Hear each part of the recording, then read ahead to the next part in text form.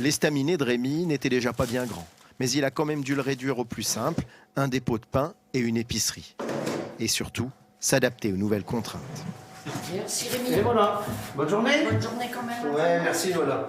Depuis la semaine dernière, l'établissement n'ouvre que quelques heures dans la journée. Disciplinés, les clients attendent dehors et ne rentrent qu'un à la fois. Certains profitent de la grande nouveauté, le plat du jour à emporter, réservé par Internet. Un acte avant tout solidaire. 8 mois ont passé depuis ce reportage. Et pour Rémi, très peu de choses ont changé. On a remis en fait l'ensemble de l'établissement comme il est, quand il vit, plus ou moins. Donc avec des chaises installées, des tables. La semaine dernière, j'ai même poussé le vice à installer des assiettes, des couverts. Ça fait tellement du bien en fait de pouvoir voir ça. Nous, ça nous fait du bien quoi. Mais j'ai un beau métier!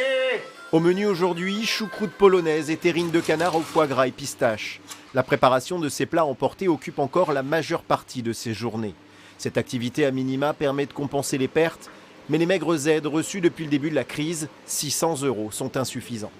On n'a pas besoin de millions. Un établissement comme le nôtre, avec 1 500 € d'aide au mois, en plus de nous laisser travailler l'emporter, ça suffirait largement. On n'a pas besoin de millions d'euros, quoi.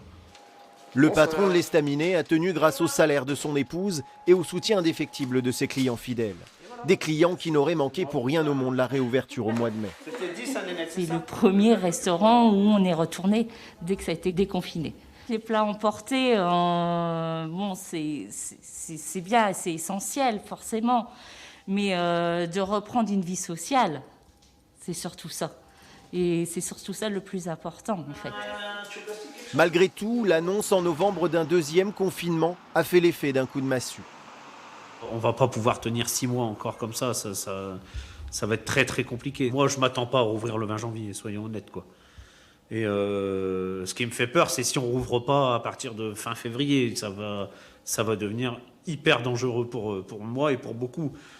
Alors, pour garder le moral, Rémi a ressorti le vieux baby-foot pour des parties familiales, en espérant qu'il fasse au plus vite le bonheur des joueurs de passage.